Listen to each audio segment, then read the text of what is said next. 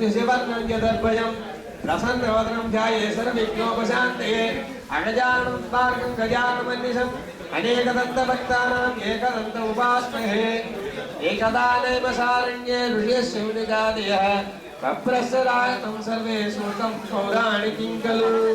అంటే ప్రతి ఒక్క కథకి కూడా సూతుడు వారు శౌనికాది మహామునుల ద్వారా మనకి కథలు నడుస్తున్నాయి. ఏ ఒక్క కథ కూడా సూతుడు వారు చెప్పడం, శౌనికాది మహామునులు వినడం, మనం తెలుసుకోవడం అయ్యేటప్పుడు అప్పుడు కథ చెప్తున్నారట. సూతుల వారికి ఏమని చెప్తున్నారంటే, అందరూ కూడా అయ్యా కొంచెం శ్రద్ధగా వినాలయ్యా. మందార పాతల అశోక పున్నాగ ఖర్జూరాది వృక్షములతో దట్టమైన అరణ్యం గల కైలాస శిఖరమందున, అంటే ఆ కైలాసములో చెట్లు ఎట్లా ఉన్నాయంటే మందార పాతల అశోక పున్నాగ ఖర్జూరాది వృక్షములతో దట్టమైన అరణ్యం గల కైలాస శిఖరమందున ప్రమద గణముల పరివేష్టించి ఉండ లోకశంకరుడు శంకరుడు నవరత్న ఖచ్చితంబకు సింహాసనంపై పార్వతీదేవి సమేతుడ ఆశీనుడై ఉండదు. ఆ విధంగా ఆ పరమేశ్వరుడు కూర్చొని ఉన్నాడట. భార్యాభర్తలు ఇద్దరు కూడా కూర్చొని ఉన్నారట సింహాసనంపై.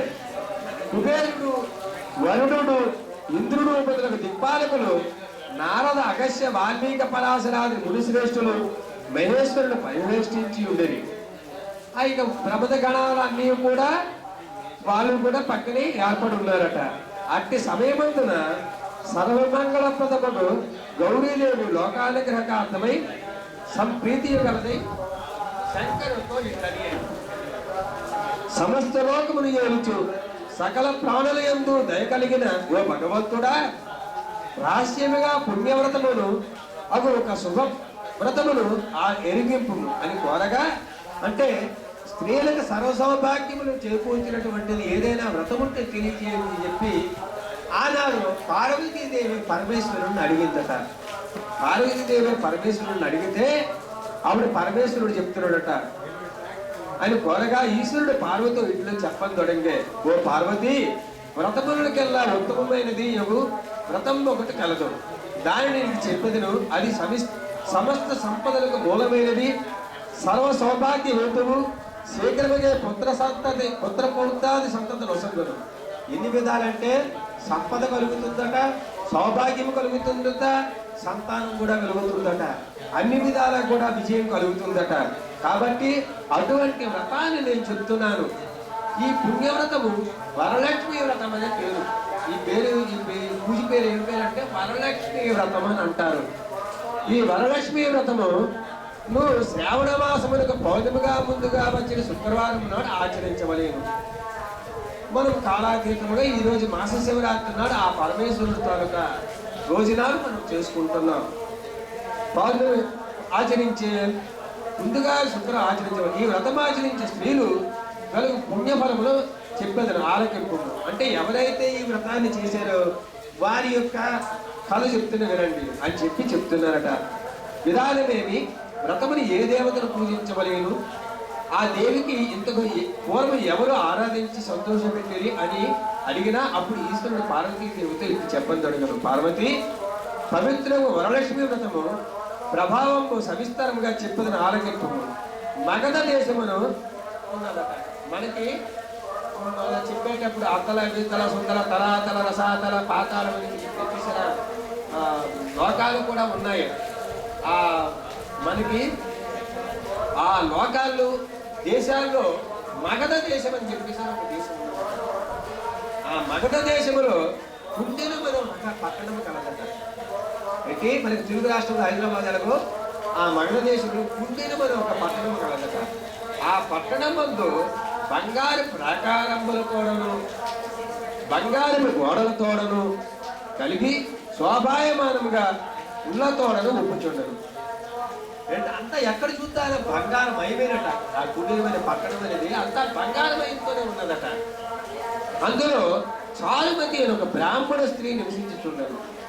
ఆమె పతిభక్తి కలిగి అత్తమామలకు శుశ్రూష చేయుచుండను. గృహ కార్యములు చక్కగా నిర్వర్తించుచుండను. సౌందర్యవతి, మంచి అందమైనది, అన్ని శాస్త్రములు చదివినది, ఎప్పుడూ ఇంపుగా మాట్లాడినది, నిర్మలమైన మనసు కలది అయి ఉండేది. ఎవరు? చారుమతి. ఒకనాటి చారుమతి రాత్రి భగవద్ అనుగ్రహం కలగాలి అని అనేటప్పుడు మనము వినయము, విధేయత, భక్తి తాత్పర్యాలతో ఉండేటప్పుడు భగవంతుడు అనుగ్రహం కలుగుతుంది. అయితే అక్కడ చారుమతి ఏం చేసిందంటే అత్తమామలకు శుశ్రూష చేయడము, భర్తకు శుశ్రూష చేయడము, అధికంగా మాట్లాడకపోవడం, మితంగా మాట్లాడడం, మితంగా వ్యవహరించడం, ఇలా చేస్తూ ఎంతో దీనిగా వినయంగా ఆమె జీవితం గడుపుతుందట.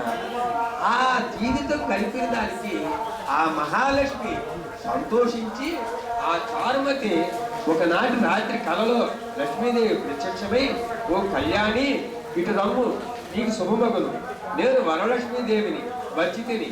శ్రావణం అంటే కలలోనే చెప్తుంది మహాలక్ష్మి అమ్మవారు.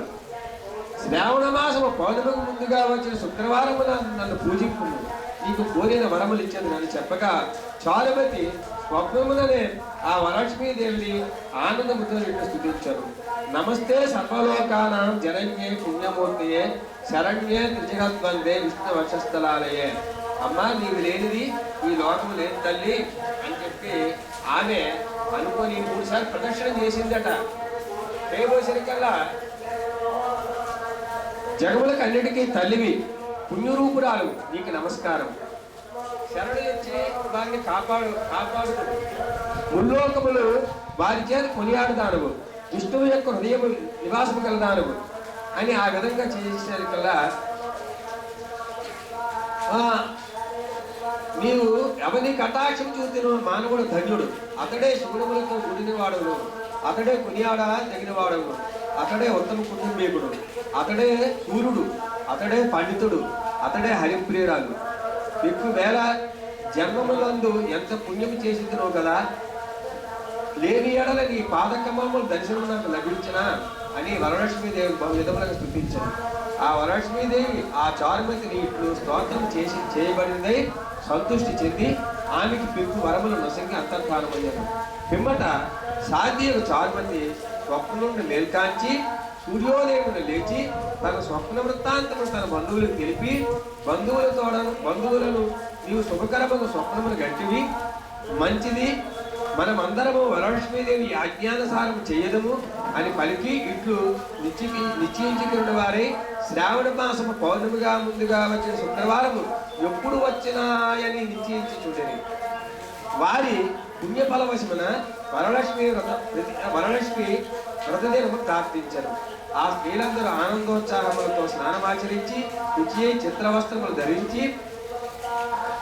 ధరించి కొత్త బియ్యంతోనూ మర్రి ఇగుళ్ళతోనూ అంటే మర్రి చిగుళ్ళు నింపబడి పూర్ణ కుంభమునందు వరలక్ష్మీదేవి ఆవాహనమునర్చి చారుమతి మొదలగు స్త్రీలందరూ భక్తితో పూజలు జరిపి పద్మాసనే పద్మకరే సర్వలోకైక పూజితే నారాయణ ప్రియదేవి సుప్రీత భవ సర్వదా అని శ్లోకము చెప్పి వరలక్ష్మీదేవిని ఆహ్వానం చేసి కల్పమునందు చెప్పబడిన ప్రకారం షోడశోపచార పూజలను నొనర్చి కుడి చేతికి తోరణము కట్టుకొని నేతితో చేయబడిన భక్ష్యభోజ్యాదులను వరలక్ష్మీదేవికి నివేదన చేసి సదాచారపరుడు ఒక వృద్ధ బ్రాహ్మణుడికి గంధములతోనూ పూజించి 12 భక్ష్యములు దక్షిణ తాంబూలాలతో వాయనము ఇచ్చి ఆ పిదప సన్నిధానమున తాము నివేదన చేసిన భక్ష్యభోజ్య పదార్థములను అన్నమును భుజించింది. అనంతరము వరలక్ష్మి ప్రసాదము చారుమతి మొదలగు స్త్రీలందరూ కూడా వరలక్ష్మి అనుగ్రహం ప్రార్థించి ముత్యములు మాణిక్యములతో కూడిన హారములు కంఠములను ధరించి కాళీయంతులు మణిమయముకు ఆభరణములను వడిసిరి ఇత్యాది సంపదలచే పుత్రపోత్రాలు వృద్ధియు ధనానికి సమృద్ధి కలవాలి. ఎడతెరిపి లేకుండా అన్నదానం చేయుచు బంధుపోషణ యందు భక్తి శ్రద్ధ గల వారి చిత్రంగా బలోపేతములతో తమ గృహములకు సుఖముగా ఉండేది. అంటే ఇది ఏదో చాలా పెద్ద కళ చెప్పేశాడు. ఈమె ఆ కళలో ఎప్పుడైతే ఆ వరలక్ష్మి కనబడ్డదో వరలక్ష్మి కనబడబోసరికల్లా ఆమె ఆ విధంగా స్తోత్రం చేస్తూ ప్రార్థన చేసి ఆ కళలోనే ఆమె మొత్తం అంతా ఆమె పూజ కూడా చేసేసిందట. ఈ చారుమతి చేసేసిన తర్వాత ఆ కళ వచ్చిందని చెప్పి భర్తకి బంధువులకి అందరికీ చెప్పబోయేసరికల్లా ఆ బంధువులు భర్త అందరూ కూడాను ఎప్పుడు వస్తుందా శ్రావణ మాసము ఇది మంచిదేను, అమ్మవారి కనబడ్డదంటే మరి ఇంకేముంది, ఇప్పుడు ఈ ఆషాఢ మాసం ఎలాగా అమ్మవారి రోజులు, అమ్మ ఆషాఢం పోతే వెంబడే వస్తుంది శ్రావణ మాసము, ఈ శ్రావణ మాసంలో కూడా మనం వరలక్ష్మి వ్రతం చేసుకుందాం పొన్నం ముందు అని చెప్పి అందరూ కూడా అనుకున్నారట. అనుకున్న తర్వాత ఒక రోజు ఆ పంటల దీనిగా శ్రావణ శుద్ధ పౌర్ణమి ముందుగా వచ్చిన శుక్రవారం నాడు ఇక అందరూ కూడా వచ్చి వరలక్ష్మి వ్రతం చేసుకున్నారట. చుట్టాలు బంధువులు మిత్రులు అందరిని పిలిపించుకొని ఈ చారుమతి దేవి వరలక్ష్మి వ్రతం చేసుకుందట. వరలక్ష్మి వ్రతం చేసుకొని నమస్తే సర్వలోకానం, ఇక్కడ ఏమన్నాడు, నమస్తే సర్వలోకానం జనన్యే సర్వపూజితే పద్మాసనే పద్మకరే సర్వలోకైకి పూజితే నారాయణ ప్రియదేవి సుప్రీత భవసవల అని చెప్పి అనుకుంటూ ఆమె 3 ప్రదక్షిణాలు చేసింది. ఆమె ప్రదక్షిణాలు చేసింది పూజ అనంతరం ఈ వచ్చే అందరూ ఈ బంధువులు మిత్రులు అందరూ కూడా ప్రదక్షిణాలు చేస్తే ఆమెకి ఒక ప్రదక్షిణానికే అంతా చేతులకి అంట కడియాలు, ఆ తర్వాత అందెలు, ఇలా 2వ ప్రదక్షిణానికి ముగ్గురు ఇవి కాళ్ళకి కంకణాలు ఇవన్నీ కూడా ఇదైపోయి సర్వాలంక పూజించలా అయిపోయారట అందరూ.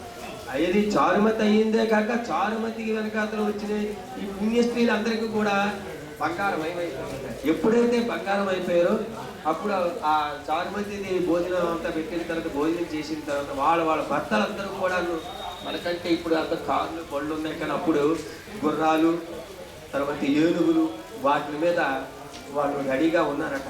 అప్పుడు వాళ్ళు అంటే ఎక్కించుకొని వాళ్ళ భర్తలు తీసుకుంటూ అనుకుంటున్నట్టు ఆహా చారుమతి దేవి వలనే కదా మహాభాగ్యం కలిగింది, ఆమె పూజ చేసుకుంది, ఆమె పూజ చేసుకోవడం వల్ల ఆమెకి లబ్ధి పొందింది కాక మనకి కూడా బంగారమయం అయిపోయి మనం కూడా లబ్ధి పొందాము, ఈ అంతటా మహద్భాగ్యం అనుకొని అందరూ కూడా కొనియాడుకుంటూ వారు చెప్పుకుంటూ వారి ఇళ్లకు చేరుకున్నారట. అటువంటిది ఈ వరలక్ష్మీదేవి వ్రతము. ఎవరైతే భక్తి శ్రద్ధలతో చేస్తారు కావున పార్వతీ మొదలగు ఈ వ్రతము వరలక్ష్మి వ్రతము లోకములో ప్రసిద్ధిగాంచినది. ఈ వ్రతములకెల్లా ఉత్తమమైనది.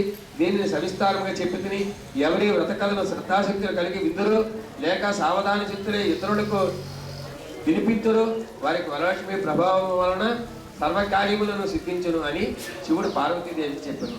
భవిష్యోత్తర పురాణమునందు పార్వతీ పరమేశ్వర సంహారంలో శ్రీ వరలక్ష్మి వ్రత సంపూర్ణం. ఓం శ్రీ వరలక్ష్మీ దేవత ఏ నమో నమః.